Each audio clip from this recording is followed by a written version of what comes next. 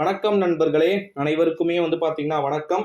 தமிழகத்தில் ஸ்டாலின் எடுக்க போகும் அதிரடியான ஒரு முடிவு, மிக முக்கியமான ஒரு தகவல் ஒன்றை பார்க்க போகிறோம் நண்பர்களே. மிக முக்கியமான ஒரு தகவல் அப்படின்றதுனால வீடியோவை ஃபுல் அண்ட் ஃபுல் பார்த்தீங்கன்னா ஸ்கிப் பண்ணாம பார்க்கணும் அப்படின்னே சொல்லலாம். வாங்க இப்ப வீடியோக்குள்ள போகலாம். ஸ்டாலின் எடுக்க போகும் அதிரடியான முடிவு என்ன அப்படின்னு பார்த்தீங்கன்னா, குறிப்பா நம்முடைய தமிழ்நாட்டுடைய முதலமைச்சர் மாண்புமிகு திரு ஸ்டாலின் அவர்கள் பாத்தீங்கன்னா அமைச்சரவை மாற்றத்தை பாத்தீங்கன்னா ஏற்படுத்த வாய்ப்பு இருக்கு அப்படின்னு சொல்லிட்டு அபிஷியல் நியூஸ் பாத்தீங்கன்னா வந்துருச்சு.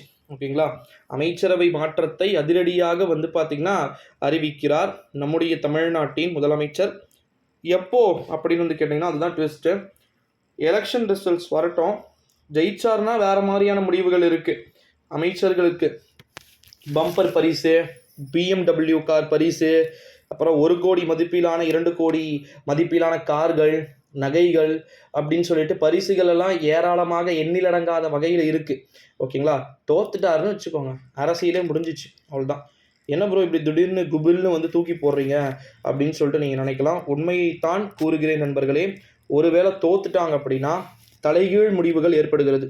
திமுகவின் அமைச்சர்கள் அதற்கு பிறகு பார்த்தீங்கன்னா ஒன்றுமே பண்ண முடியாது. தனிப்பட்ட முறையில் அனைவருக்கும் ஆப்புக்கள் உறுதி என்றே நம்மால் உறுதியாக கூற முடிகிறது.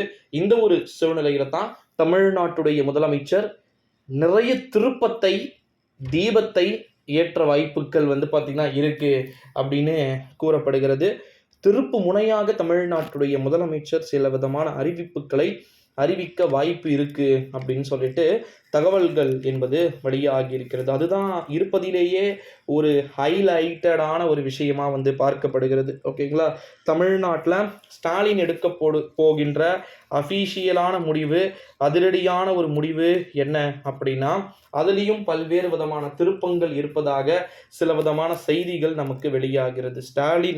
ஸ்டாலின் எடுக்க போகின்ற முடிவுகளில் ஏதேனும் அதிரடிகள் காத்திருக்கிறதா அப்படின்னா, பல அதிரடிகள் காத்து கொண்டிருக்கிறது அப்படின்னு சில பேர் பார்த்தீங்கன்னா சொல்வதை நம்மளால பார்க்க முடிகிறது.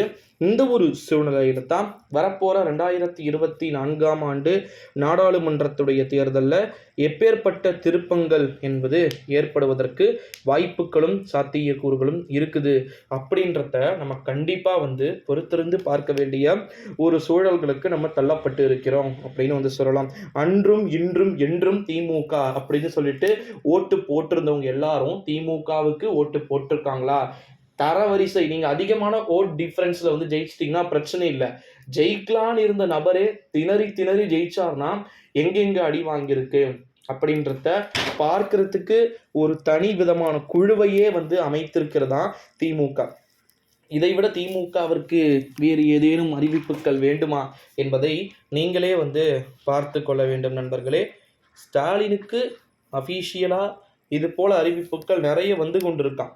தலைமை ரீதியிலான மாற்றம், கட்சி ரீதியிலான மாற்றம், ஆட்சி ரீதியிலான மாற்றம் அப்படின்னு சொல்லிட்டு அந்த மாற்றங்கள்லாம் எதனை நோக்கிய நகர்வாக இருக்க போகிறது என்பதில் தான் இங்கு திருப்பங்கள் அடங்கி இருக்கு அப்படின்னே சொல்லலாம் நண்பர்களே.